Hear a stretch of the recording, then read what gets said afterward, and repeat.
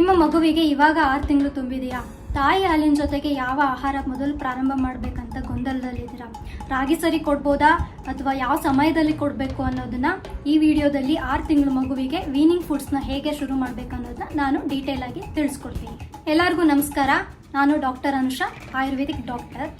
ಮೊದಲನೇದಾಗಿ ಬಹಳ ಇಂಪಾರ್ಟೆಂಟ್ ವಿಷಯ ಏನಂದರೆ 6 ತಿಂಗಳು ತುಂಬದೇ ಇರೋ 6 ತಿಂಗಳು ಒಳಗಿನ ಮಕ್ಕಳಿಗೆ ತಾಯಿ ಹಾಲು ಬಿಟ್ಟರೆ ಬೇರೆ ಏನು ಕೊಡಬಾರ್ದು. ಆಯುರ್ವೇದದ ಪ್ರಕಾರ ಮತ್ತು ಆಧುನಿಕ ವೈದ್ಯಕೀಯ ಪ್ರಕಾರ ಎಕ್ಸ್ಕ್ಲೂಸಿವ್ ಬ್ರೆಸ್ಟ್ ಫೀಡಿಂಗ್ ಮಾತ್ರ 6 ತಿಂಗಳು ಒಳಗಿನ ಮಕ್ಕಳಿಗೆ ಸಜೆಸ್ಟ್ ಮಾಡೋದು.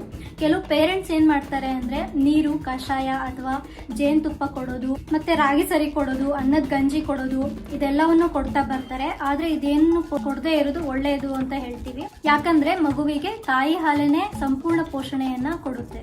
ಎರಡನೇದಾಗಿ ನೀವು ಮಗುವಿಗೆ ಯಾವಾಗ ಸಾಲಿಡ್ಸ್ ಶುರು ಮಾಡಬೇಕನ್ನೋದು. ಮಗುವಿಗೆ ಕೆಲವೊಂದು ಲಕ್ಷಣಗಳು ಕಂಡು ಬರುತ್ತೆ. ಕೆಲವು ಮಕ್ಕಳಿಗೆ 6 ತಿಂಗಳು ಮುಗಿದ ನಂತರ ಕಾಣುತ್ತೆ, ಅಥವಾ ಕೆಲವು ಮಕ್ಕಳಿಗೆ 5 ತಿಂಗಳು 6 ತಿಂಗಳು ಮುಗಿಯೋಕ್ಕಿಂತ ಮುಂಚೆನೇ ಕಾಣೋದಕ್ಕೆ ಶುರು ಮಾಡುತ್ತೆ. ಆ ಲಕ್ಷಣಗಳು ಅಥವಾ ಸಿಂಪ್ಟಮ್ಸ್ ಏನಂದರೆ, ಒಂದು ತಲೆ ನಿಂತಿರಬೇಕು, ಹಾಗೆ ಸಪೋರ್ಟಿವ್ ಆಗಿ ನಿಮ್ಮ ಮಗು ಕೂತ್ಕೊಳ್ಳೋ ಥರ ಇರಬೇಕು, ಹಾಗೆ ನಿಮ್ಮ ಕೈನ ಮಗುವಿನ ಬಾಯ ಹತ್ರ ತೊಗೊಂಡೋದಾಗ ಅಥವಾ ಯಾವುದಾದ್ರು ಆಹಾರ ಮಗುವಿನ ಬಾಯ ಹತ್ರ ತೊಗೊಂಡೋದಾಗ ಅಥವಾ ನೀವು ತಿನ್ನುವಾಗ ಆ ಮಗು ಆಹಾರನ ತಿನ್ನೋದಕ್ಕೆ ಆಸಕ್ತಿ ತೋರಿಸ್ತಾ ಇರಬೇಕು. ಈ ಥರ ಲಕ್ಷಣಗಳು ಕಂಡು ಬಂದಲ್ಲಿ ನೀವು ಅಬ್ಸರ್ವ್ ಮಾಡಿದ್ರೆ ಕಾಣುತ್ತೆ ಆ ಲಕ್ಷಣಗಳು ನಿಮ್ಮ ಮಕ್ಕಳಲ್ಲಿ. ಆ ಥರ ಲಕ್ಷಣಗಳು ಕಂಡು ಬಂದರೆ ಸಾಲಿಡ್ಸ್ನ ಶುರು ಮಾಡ್ತೀವಿ. ನೆಕ್ಸ್ಟ್ ಕ್ವಶನ್ ಬಂದು, ಎಷ್ಟು ಪ್ರಮಾಣದಲ್ಲಿ ಕೊಡಬೇಕು ಡಾಕ್ಟರ್ ಅಂತ ಕೇಳ್ತೀರಾ.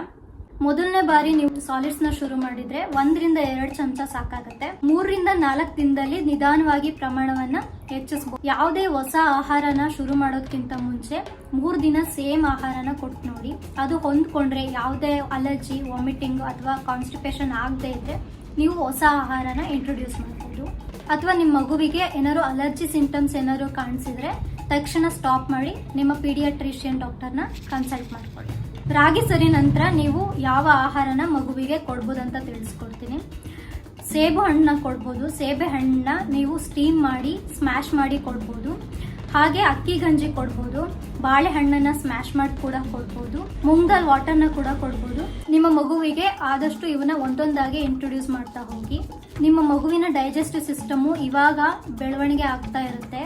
ಆದ್ರಿಂದ ತುಂಬ ಗಟ್ಟಿಯಾದ ಆಹಾರವನ್ನು ಕೊಡೋದಕ್ಕೆ ಹೋಗಬೇಡಿ. ಹಾಗೆ ತುಂಬ ಫ್ರೆಶ್ ಆಗಿರೋ ಅಂಥ ಆಹಾರನ ಕೊಡೋದಕ್ಕೆ ಟ್ರೈ ಮಾಡಿ. ಹಾಗೆ ತುಂಬ ಮಸಾಲೆಯುಕ್ತ ಪದಾರ್ಥಗಳನ್ನು ಅವಾಯ್ಡ್ ಮಾಡಿ. ಈ ವಿಡಿಯೋ ನಿಮಗೆ ಇಷ್ಟ ಆಗಿದ್ದಲ್ಲಿ ಲೈಕ್, ಶೇರ್ ಹಾಗೂ ಕಮೆಂಟ್ ಮಾಡಿ. ಈ ಥರ ಹೆಲ್ತ್ ಟಿಪ್ಸ್ಗಾಗಿ ನಮ್ಮ ಚಾನಲ್ನ ಸಬ್ಸ್ಕ್ರೈಬ್ ಮಾಡ್ಕೊಳ್ಳಿ. Thank you.